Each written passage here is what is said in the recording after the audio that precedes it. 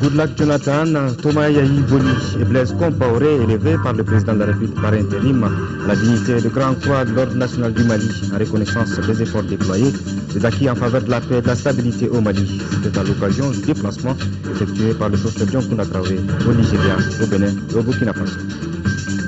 Visite dans la filiale ouest de la CMDT, précisément à Balandougou, du ministre de l'Agriculture, accompagné du directeur général de la CMDT. Baba Berté a expliqué aux producteurs qu'il faudra atteindre cette année 540 000 tonnes de coton graines et 2 millions de tonnes de céréales. Sport football, troisième journée des matchs de poule de la Coupe CAF. Le Stade Mali de Bamako, dans le groupe A, doit impérativement s'imposer ce samedi face aux Tunisiens de l'Étoile du Sahel pour rebondir dans le groupe après 2 défaites. Mesdames, Messieurs, bonsoir et bienvenue à l'information sur l'ORTM. Le président de la République par intérim a regagné cet après-midi Bamako en provenance de Ouagadougou au Burkina Faso. Le professeur Dioncounda Traoré vient d'une visite au Bénin et au Nigeria pour y décorer les présidents de ces différents pays. À son arrivée à l'aéroport international de Bamako-Sénou, il a été accueilli par le Premier ministre Diango Sissoko. Je rappelle donc que le président de la République par intérim, le professeur Dioncounda Traoré, a élevé à la dignité de Grand Croix de l'Ordre national du Mali le président Goodluck Jonathan, Thomas Yahi Boni et Blaise Compaoré. C'est en reconnaissance des efforts déployés, des acquis en faveur de la paix, de la sécurité et de la stabilité au Mali. Le président de la République, en son retour donc à Bamako, accueilli par le Premier ministre Diango Sissoko. Voilà, nous allons écouter à présent le président de la République, le professeur Dioncounda Traoré, au micro de Mamari Koné. Voilà, nous retrouverons certainement le compte-rendu de nos envoyés spéciaux au cours de cette édition que nous poursuivons avec la société aurifère Goldfield qui apporte sa contribution dans le renforcement de la capacité opérationnelle de l'armée nationale. La société vient en effet de remettre 2 véhicules médicalisés au ministre de la Défense et des anciens combattants. Goldfield répond ainsi à l'appel du président de la République par intérim Dioncounda Traoré. Adama Kodjo. 2 véhicules médicalisés, voilà le don fait à l'armée nationale par la société aurifère Goldfield d'une valeur de 59 millions de francs CFA. Le don s'inscrit dans le cadre du renforcement de la capacité opérationnelle de l'armée. Donc nous avons pensé que les ambulances sont bien adaptées à la situation et répondent à un besoin réel qui peuvent aider à la cohésion nationale, au soutien à la fois de l'armée, des populations, dans la mission qui fait face au Mali actuellement. Et que c'est plus pratique de donner des ambulances que de donner de l'argent parce que les ambulances sont utilisables immédiatement pour des besoins qui sont cruciaux et qui sont criants. Et puis, ils sont adaptés à l'évolution actuelle de la situation. Pour le directeur national de Goldfield, Chekna Diawara, les 2 engins vont contribuer aux efforts de stabilisation du Mali. Le général Yamoussa Kamara a salué le donateur pour le geste. Cette offre vient à point nommé et concerne un secteur vital du soutien de l'homme, le soutien santé. La santé, dit-on, est la bénédiction des riches et la richesse des pauvres. Je puis vous assurer que ce don précieux sera utilisé à bon escient et contribuera à faire naître l'espoir en maintes occasions. Le général Kamara a réitéré sa reconnaissance à tous ceux qui ont contribué au renforcement des capacités de l'armée malienne. Voilà, nous retrouvons à présent le président de la République par intérim, le professeur Dioncounda Traoré, à son retour du périple sous-régional où il a élevé à la dignité de Grand Croix de l'Ordre national du Mali le président Goodluck Jonathan, Thomas Yahi Boni et Blaise Compaoré. Blaise Compaoré également, donc décoré par le président de la République, le professeur Dioncounda Traoré, qui est au micro de Mamari Koné. Monsieur le Président, en vous remerciant pour la qualité de l'accueil que vous nous avez réservé, je voudrais transmettre les salutations et la gratitude du peuple du Mali tout entier. Salutations et gratitude au peuple béninois qui a été solidaire de la cause malienne. Et salutations et gratitude à vous-même, Président Yahi Boni, pour votre engagement sans faille à nos côtés depuis le début de la crise sécuritaire, politique et humanitaire qui a secoué le Mali. Votre armée est au Mali, aux côtés de l'armée malienne. Les populations apprécient sa discipline et son engagement. En ce qui vous concerne, Monsieur le Président, le Mali n'est pas prêt d'oublier votre plaidoyer déterminé et touchant depuis le début de sa crise en janvier 2012. À la tête de l'Union africaine, votre implication et votre engagement personnel ont été déterminants pour le retour de notre pays à la légalité constitutionnelle.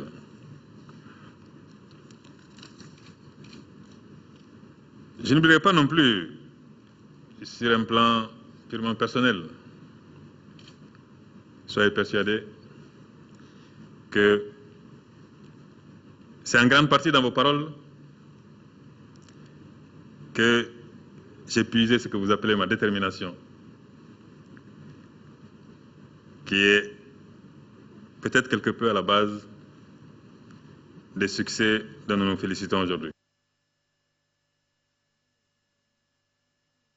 Au cours de l'étape de Cotonou, nous retrouverons le récit complet de nos envoyés spéciaux dans nos éditions de demain.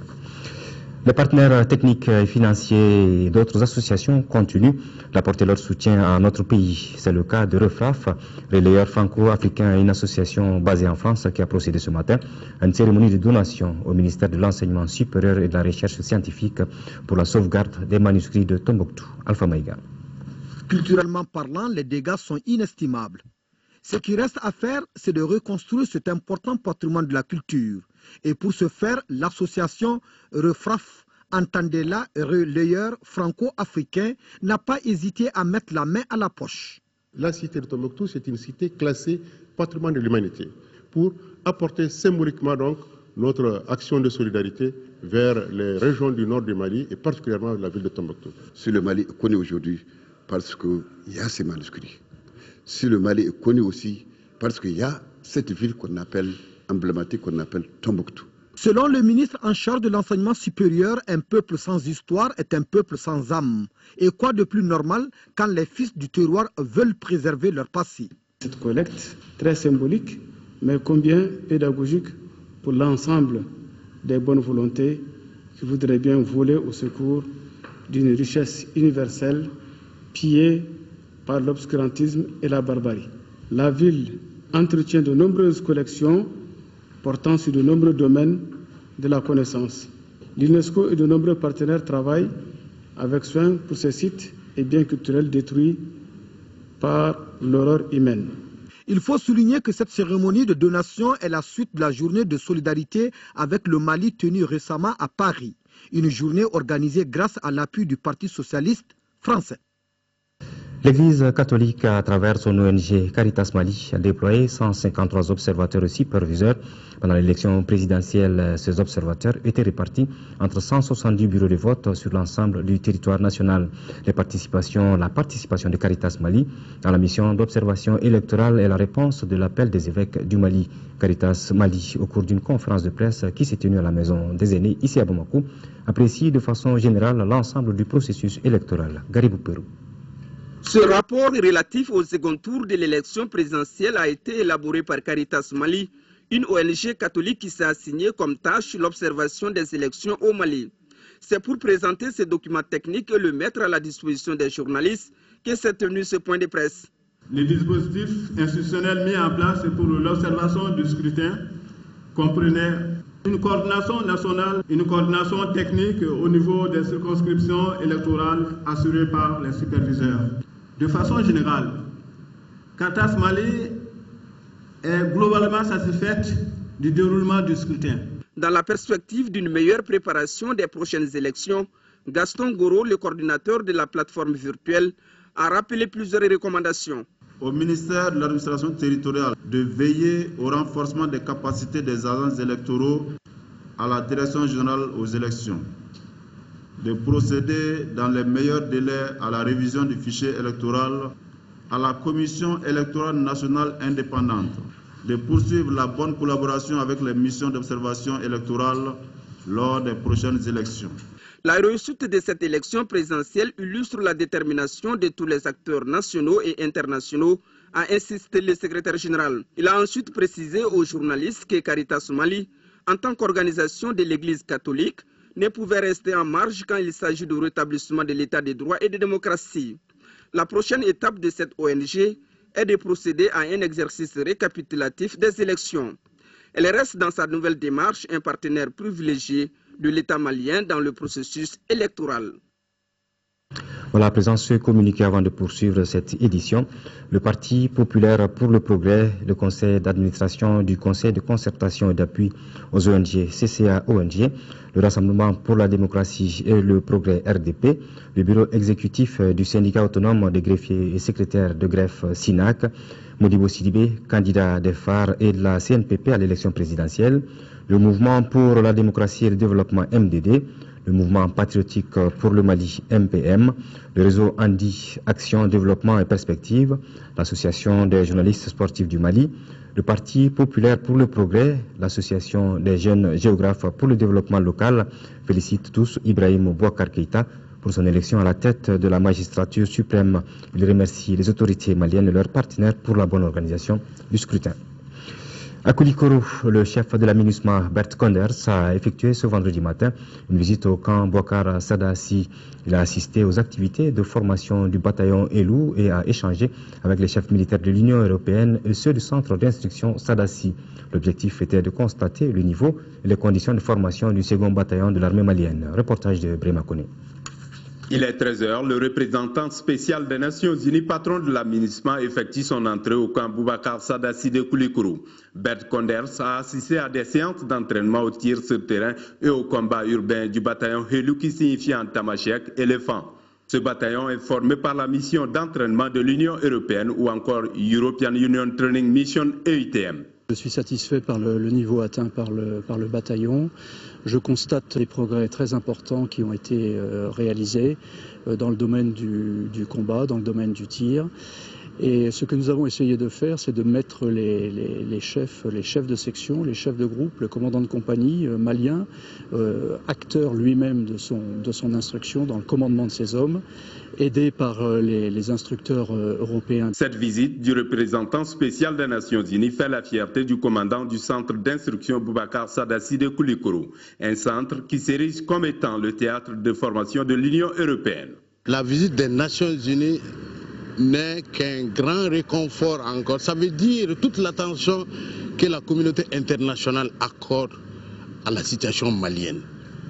Ça veut dire que le Mali est pris en compte, que notre préoccupation est la leur aussi. Je suis très enthousiaste. C'est une formation pour l'armée malienne dans une manière, je crois, extrêmement positive. C'est des trainings sur les pratiques de l'armée, sur les droits de l'homme, sur les opérations, sur des situations très spécifiques, très opérationnelles. Et j'ai vu une coopération très forte entre les différents éléments de bataillon qui sont venus ici aujourd'hui, aussi avec les trainers de l'Union européenne. Le bataillon Helou traverse la moitié du temps de sa formation prévue pour 10 semaines. Un atelier d'élaboration de la stratégie de mise en œuvre de la politique nationale de migration est ouvert par le ministère des Maliens de l'Extérieur et de l'intégration africaine. Les travailleurs du département sont réunis pour diagnostiquer la problématique de l'immigration au Mali. L'atelier est présidé par le ministre Marempa Samoura. Reportage de Adama Koulibaly. Pour sortir avec un document qui permettra d'encadrer la migration dans notre pays, le personnel du département des Maliens de l'extérieur et de l'intégration africaine a choisi Sélenké, à une centaine de kilomètres de Bamako, pour une meilleure réflexion sur tous les contours de la migration. La problématique des migratoires, la problématique de la migration, il faut vraiment qu'on s'en occupe. Il faut qu'on y réfléchisse. Il faut que le migrant soit protégé. Il faut que le migrant soit accompagné. Il faut que le migrant soit guidé. Les axes qui seront débattus sont protection et sécurisation des migrants, organisation d'une migration facile, insertion des migrants à leur retour, valorisation des capacités des diasporas au développement national. Pour une meilleure gestion de l'immigration, l'Espagne s'engage aux côtés de notre pays. L'Espagne est toujours un ami sincère du Mali. Et l'Espagne est un pays qui connaît bien le dossier migratoire. Et c'est pour cela que nous sommes toujours du côté de nos amis maliens pour les conseiller et les aider dans l'accomplissement de ces devoirs dans la question migratoire. Alors l'Espagne, par exemple, au sein de la CEDEAO, a constitué un fonds qu'on appelle le fonds Espagne-CEDEAO pour les questions migratoires, avec un montant de 10 millions d'euros. Et en ce qui concerne le Mali spécifiquement, nous allons travailler avec le ministère des Maliens à l'extérieur de l'intégration africaine pour faire des cours de formation professionnelle, des renforcements des capacités institutionnelles au niveau du ministère des Maliens à l'extérieur de l'intégration africaine et aussi au niveau de la société civile organisée. Des phénomènes qui engendrent l'immigration sont connus. Parmi ces phénomènes, la dégradation des ressources naturelles, la persistance de la pauvreté, l'insuffisance d'opportunités d'emploi pour les jeunes au niveau local et à ceci s'ajoute la globalisation des systèmes financiers et commerciaux à laquelle le continent africain n'a pas été bien préparé. L'état végétal des cultures est jugé satisfaisant par le ministre de l'Agriculture. Baba Berté, en compagnie du président directeur général de la CMDT, était en visite à Balandougou, dans la filiale ouest de la CMDT. Les visiteurs ont échangé avec les producteurs sur les objectifs de la campagne 2013-2014. Il s'agit d'atteindre 540 000 tonnes de coton-graines et 2 millions de tonnes de céréales. Le ministre Baba Berté a tenu à expliquer aux producteurs qu'ils ne bénéficieront pas cette année des frais de complément sur le coton. Envoyé spéciaux Mohamed Diarra, Amadou Diawara. Kita est la dernière née des filiales de la CMDT. Le cercle fait aujourd'hui la fierté des responsables en charge de l'agriculture. Les ministres en charge de l'agriculture, de l'élevage et de la pêche et le PDG de la CMDT ont constaté la bonne physionomie de la campagne 2013-2014 à Balandougou, cercle de Kita. La fierté à Kita, particulièrement à Balandougou ici, c'est l'organisation locale qu'on a vue. Nous avons vu une coopérative parfaitement organisée qui gère son développement au plan local sur tous les plans. Nous avons vu qu'il s'agisse de la production cotonnière, de la production céréalière, de la gestion même de la sécurité alimentaire, des questions de financement, une coopérative très très bien organisée. Le tableau présenté par le secrétaire général de l'Union des coopératives de coton de Balandougou est le suivant. 180 hectares de coton cultivés pendant la campagne 2011-2012 avec un rendement de 200 tonnes de coton graines. Compte 175 hectares la campagne dernière avec un rendement de 180 tonnes. Cette année, la Société coopérative des producteurs de coton de Balandougou exploite 172 hectares. Des chiffres qui cadrent bien avec les ambitions de la CMDT dont l'objectif est de produire 450 000 tonnes de coton et 2 millions de tonnes de céréales. Pour y parvenir, le gouvernement a joué sa partition. Le gouvernement a dégagé une enveloppe de 35 milliards pour subventionner les intrants, c'est-à-dire les engrais et les semences de maïs hybrides. Le gouvernement l'a fait. Deuxième chose, le gouvernement a subventionné avec la CMDT une partie des pesticides. Et troisième chose, le gouvernement a financé l'opération des pluies provoquées. Pour les responsables de la CMDT Holding, l'état végétatif des cultures est rassurant. Les prévisions sont d'ailleurs en passe d'être dépassées. Aujourd'hui, la zone CMDT est à 95% de réalisation du plan de campagne coton. Kita, où nous sommes, est à 101%. Donc, ça veut dire pour le Mali, c'est environ 5 000 hectares de coton sémé et à Kita ici, 38 400 hectares de coton sémé. Je pense que ce qui reste aujourd'hui pour le coton, c'est les entretiens culturels pour justement améliorer le rendement.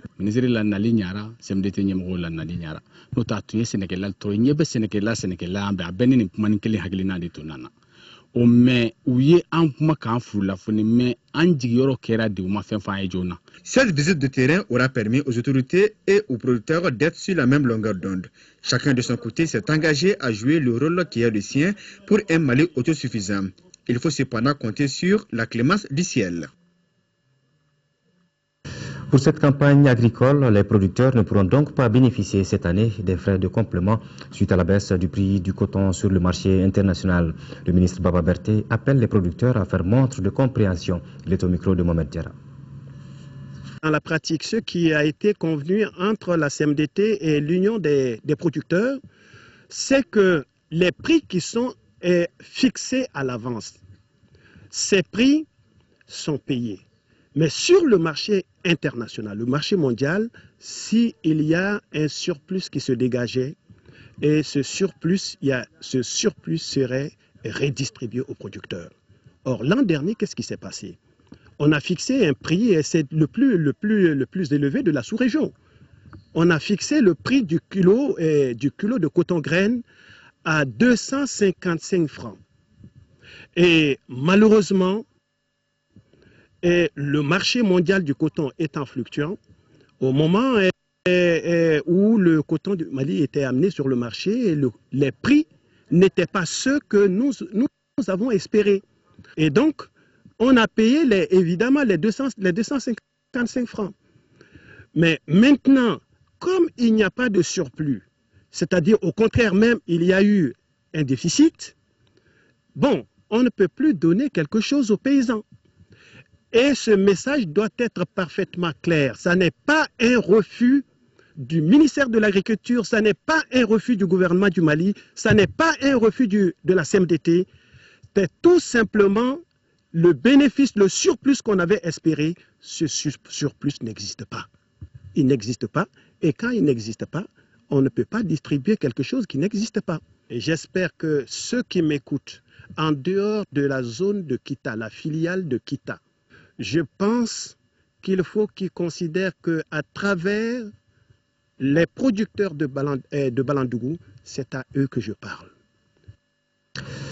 L'Organisation mondiale pour la science, l'éducation et la culture, UNESCO, vient de procéder au lancement des activités de réhabilitation et de rénovation du patrimoine culturel de Tombouctou. Les travaux concernent la grande mosquée de Djingaré-Hébert, le monument Al-Farouk, les mausolées de saints et autres édifices culturels de la ville.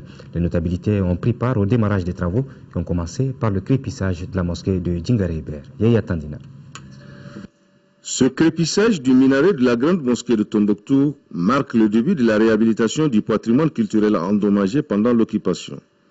Cette activité communautaire, dont les rituels ont été aussi interdits par les occupants, a été longtemps dénoncée par l'Organisation mondiale pour l'éducation, la science et la culture, UNESCO.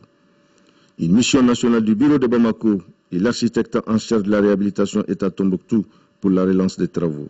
Pour nous, c'est un signal aujourd'hui pour dire que l'UNESCO accompagne les Tombouctiens et les communautés de Tombouctou pour réhabiliter, restaurer et protéger leur patrimoine culturel. Par rapport à la reconstruction, il y a deux possibilités, soit la reconstruction à l'identique ou une nouvelle construction avec une nouvelle architecture. Le débat, il est ouvert et il est de notre devoir de faire le nécessaire pour que ces monuments soient encore transmis aux générations futures. Ainsi, le monument Al-Farouk, les mausolées et les mosquées seront réhabilités comme par le passé avec une légère modification des édifices. Pour la notabilité de Tombouctou, la promesse faite par l'UNESCO a été tenue. L'UNESCO est en train d'œuvrer comme ils ont promis, de restaurer les mausolées, les monuments qui ont été détruits. Cette mission qui est arrivée, ça nous met vraiment en confiance. On sent que ce n'est plus des promesses, mais que de plus en plus les choses se concrétisent. Et c'est de ça que nous avons surtout besoin. La réfection des mausolées de Tombouctou va certainement lui redonner son statut de ville historique et touristique, et l'empreinte des djihadistes barbares ne serait plus qu'un triste souvenir. En 5e région, la circulation routière sur l'axe Sévaré-Bamako connaît depuis jeudi quelques difficultés au niveau du pont de Djaba dans le cercle de Djéné. Ayant reçu l'information, les autorités régionales se sont rendues sur le lieu pour envisager des dispositions à prendre. Reportage de Moustapha Doumbia. C'est pour voir l'état du pont de Djaba sur les Yamé dans la commune de Fakala, cercle de Djéné, que le directeur de cabinet du gouverneur de la région de Mopti, accompagné de quelques chefs de services régionaux, s'est rendu sur les lieux. Cette route à trafic est très important et nous avons tous demandé aux techniciens de voir rapidement les solutions appropriées pour ne pas observer une rupture du trafic sur cette route Bamako-Mopti qui également relie les régions du nord à la capitale. Nous pensons que les dispositions pratiques seront immédiatement prises pour que la circulation ne soit pas interrompue sur cet axe-là. Situé sur la route nationale 6 sur l'axe Sévaré-Bamako, le pont de Djaba a été endommagé par suite d'un affaissement du remblai au niveau du bloc technique. Certes, la circulation sur le pont n'est pas totalement interrompue, mais des solutions urgentes s'imposent. Nous avons un affaissement du remblai technique au niveau du bloc technique. Donc suite à des pluies, on suggère qu'à l'intérieur, il y avait un effacement. Donc ce compromis, c'est pour enlever la couche au niveau du remblai pour voir ce qui se passe à l'intérieur et pouvoir remplir soit avec la latérite, soit avec... On a commencé d'abord par la signalisation pour éviter que les véhicules viennent à toute vitesse et avoir des problèmes. Ça, c'est le premier travail. Donc, on s'attelle tout de suite pour les autres travaux. Et le temps que ça va faire, peut-être 2-3 jours maximum. Les travaux de réparation du pont de Djaba portent sur une superficie d'environ 80 mètres carrés. À la faveur de la journée de don de sang, les services de gendarmerie de Bamako ont produit 51 poches de sang. Cela fait suite à l'appel du Centre national de transfusion sanguine au service de la gendarmerie. Dans son fauteuil de transfusion sanguine, le directeur de la gendarmerie nationale a donné les raisons de ce geste. Le colonel Djamou Keita est au micro de Mamourou Sidibé. Mais je voudrais d'abord vraiment vous remercier pour cette initiative, remercier aussi le service de santé pour cette initiative. Vous savez, la gendarmerie nationale, pour une de ses missions, est de veiller à la sécurité, à la protection des citoyens maliens. Et je pense que par ce geste de don de sang, nous effectuons amplement cette mission-là. Aujourd'hui, donner du sang pour sauver nos compatriotes est une de nos missions. Donc nous sommes parfaitement en phase avec aujourd'hui le Centre national de transfusion sanguine qui a demandé aux forces armées de donner du sang. Et donc cette journée s'inscrit donc dans ce geste très fort qui dit que donner du sang, c'est sauver des vies. Qui a été demandé par le Centre national de transfusion à notre hiérarchie et nous avons donc exécuté les ordres de notre hiérarchie. Ça, ce ne soit pas un geste unique. Je pense qu'il faut y perpétuer ce don de sang. Et puis ensuite aussi un appel très pressant aux autres forces, parce que vous vous rappelez sans doute que lors des événements tragiques au nord, les paisibles populations aussi ont donné du sang à nos forces de défense et de sécurité. Donc c'est un bon retour que nous devons concrétiser aujourd'hui. 11 millions de francs CFA, c'est la valeur des matériels et produits médicaux que vient de remettre l'association DMSO de France à l'association de santé communautaire de Yirimadio en commune 6 du district de Bamako. La cérémonie de remise des dons s'est déroulée ce matin dans la cour de la structure bénéficiaire. Reportage de Fadem Bakita. Ce geste humanitaire de l'association DMSO de France met à la disposition de l'association de santé communautaire de Yirimadio en commune 6 du district de Bamako des objets divers. Ces dons visent à renforcer les capacités de cette structure de référence en santé communautaire. L'association DMSO est une association de bienfaisance. C'est une association des ressortissants maliens résidant en France, précisément à Issoudun. Ce don est composé d'un véhicule réfrigéré, des kits de pansement, des matelas, des blouses pour venir en aide aux personnes démunies. L'appui dénote le bon signe de partenariat existant entre les deux associations. Les bénéficiaires très heureux soulignent que la disponibilité des ressources matérielles nécessite la conjugaison d'efforts de toute la population de la commune 6. Nous ferons un bon usage à ces matériels pour prendre en charge les malades les plus démunis de la communauté de Yirimadio, plus particulièrement et celle du Mali aussi. Ce geste qui nous réunit aujourd'hui montre également une forte implication des populations en termes d'adhérents pour la mobilisation communautaire de Yirimadio. Ces matériels serviront à l'amélioration des conditions de travail du personnel du CESCOM de Yirimadio.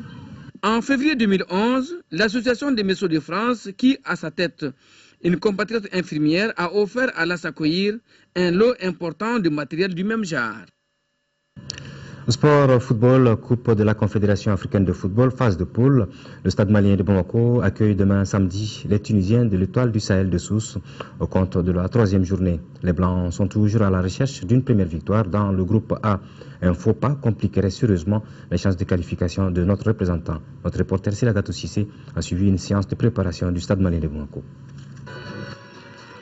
2 matchs, 2 défaites, 1 but marqué, 4 buts encaissés. Voilà en chiffres le maigre bilan du stade malien de Bamako dans cette Coupe de la Confédération. Les Blancs traînent véritablement les pieds comme en atteste leur 4e place dans la poule A, 0 points. La réception de l'étoile sportive du Sahel de Sousse ce samedi est cruciale pour le capitaine Soumela Diakité et ses partenaires. Une victoire s'impose pour décoller. Tout le monde est prêt mentalement, physiquement, donc je pense qu'il n'y a pas grand chose à dire. On a fait 2 faux pas, donc si on arrive à gagner ce match-là, peut-être ça nous aidera de faire quelque chose. Devant son public, savourant encore la délice du doublé Coupe Championnat, le Stade Malien de Bamako n'a toujours pas montré de choses merveilleuses sur la scène continentale. On sait qu'on doit absolument gagner ce match-là, mais on peut aussi très bien le gagner à la 90e, donc il ne faut pas non plus se mettre en tête qu'il faut absolument, dès les premières minutes, tout de suite scorer.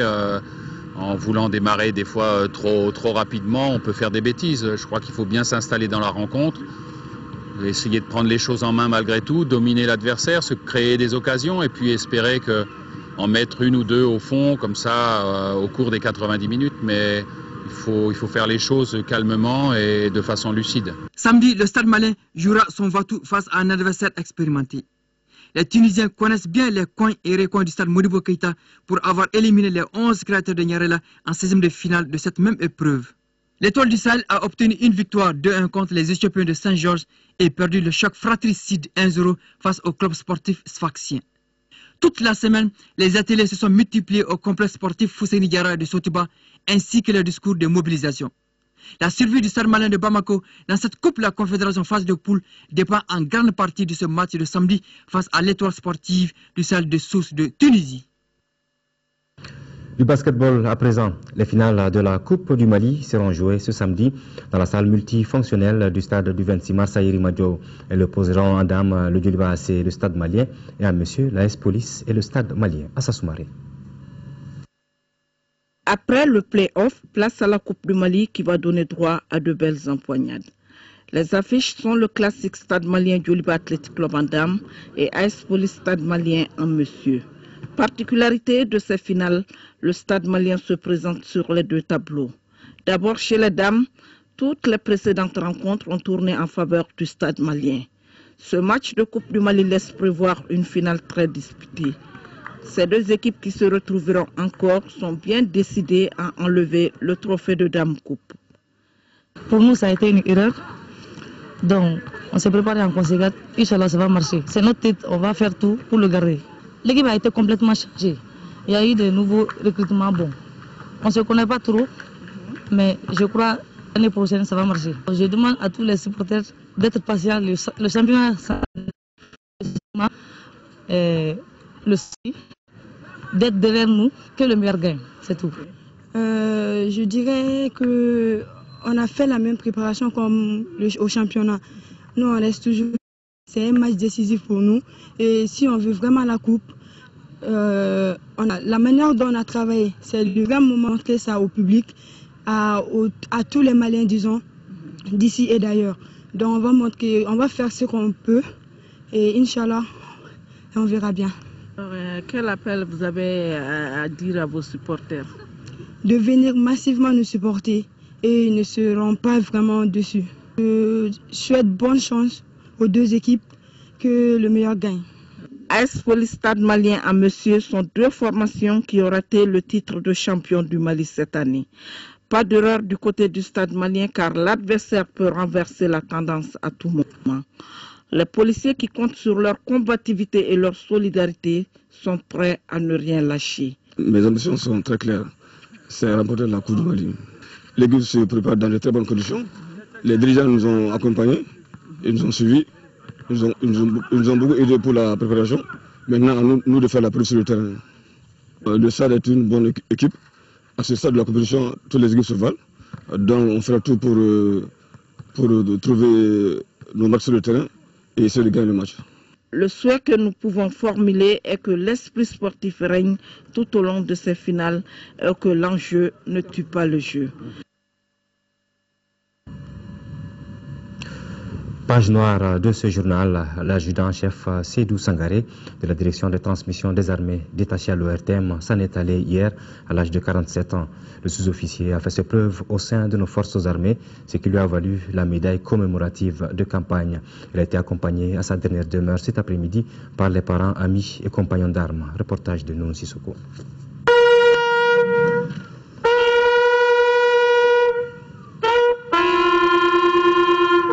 Le sous-officier Seydou Sangaré était un soldat rompu à la tâche.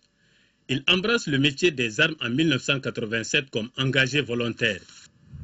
Le jeune soldat de 2e classe Seydou Sangaré du centre d'instruction de Ségou a été affecté à la 142e escadron de chars Gao pour compter du 1er janvier 1988. Après le séjour du Nord, il rejoint la 312e compagnie de transmission des armées et détaché à l'office de la radio-télévision du Mali, ORTM. Très courtois et coopératif, il s'est distingué par son courage, son dévouement, son ardeur au travail et le respect de soi. Modèle de soldat et travailleur infatigable, transmetteur exemplaire et remarqué par ses chefs comme sous-officier de référence, il a fait ses preuves lors du conflit du nord du Mali, où il fut décoré de la médaille commémorative de campagne pour compter du 19 janvier 1997. Ses compagnons de promotion gardent de lui des qualités d'un soldat exemplaire. On retient de Seydou un gars très sympa, vraiment très courtois. Nous regrettons vraiment sa disparition. Sur le plan travail, Seydou est un gros travailleur, vraiment un gros travailleur, infatigable et ponctuel au service. À la division vidéofréquence de l'ORTM, où l'adjudant-chef Seydou Sangaré a précédemment servi, ses collaborateurs regrettent une perte énorme. L'homme était irréprochable, c'était un homme exemplaire. Il était assidu, correct et dévoué. La relation sociale était très bonne. Vraiment, on regrette sa disparition. L'adjudant-chef Seydou Sangaré repose au cimetière de Kati Sanamfara. Il laisse derrière lui un orphelin et des compagnons d'armes inconsolables. Dorampé, adjudant-chef Sangaré, ainsi va la vie. Et c'est sur cette note triste que s'achève ce journal.